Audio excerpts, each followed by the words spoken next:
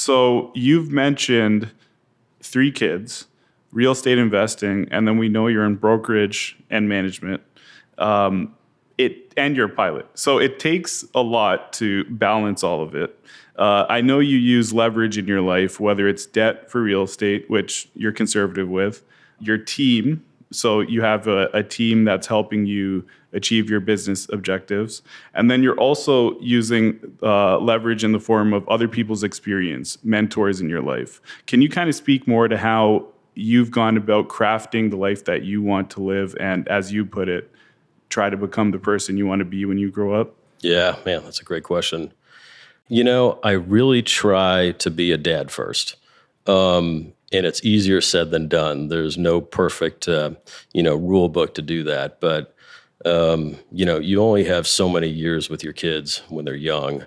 And I knew that I wanted to do everything I can to have as most time with them as possible, yet still be able to provide and run a company.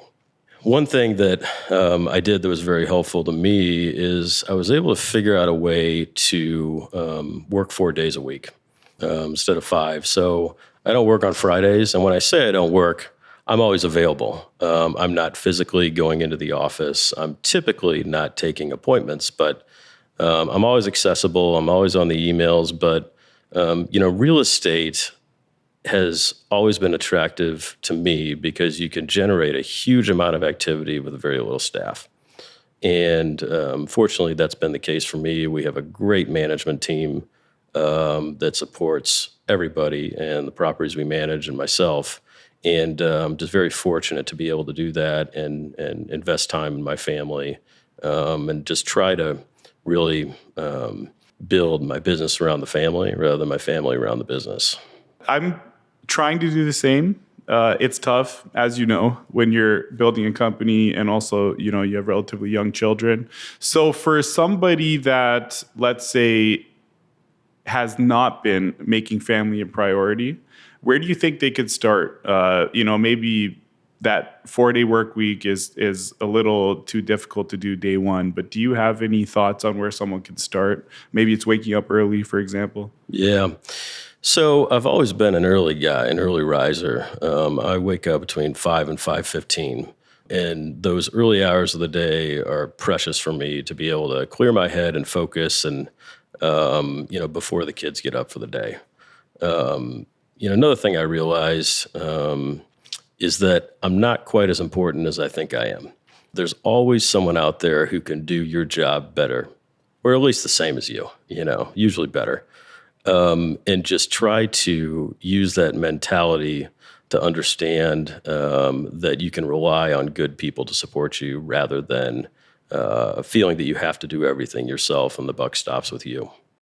Would it be fair then to say that you really try to empower people on your team to make decisions and take control of, various responsibilities in your organization? Absolutely.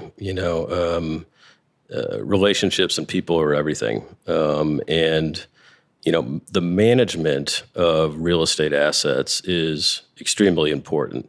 It's very easy to see the difference between a well-managed property by people who care and show up and answer their phones versus the opposite. It's night and day in terms of, your tenant base and the financial performance of a property. You have to have good management. And we've worked very hard to hire people who do care and who can bring that value to the company and the properties that we own. Another thing I realize is that, don't know if you've heard of the 80-20 rule. I think a lot of people have, but about 80% of your results come from 20% of your activity. So I really do my best, and again, this is not a perfect science, to live in that 20%. What is that 20%?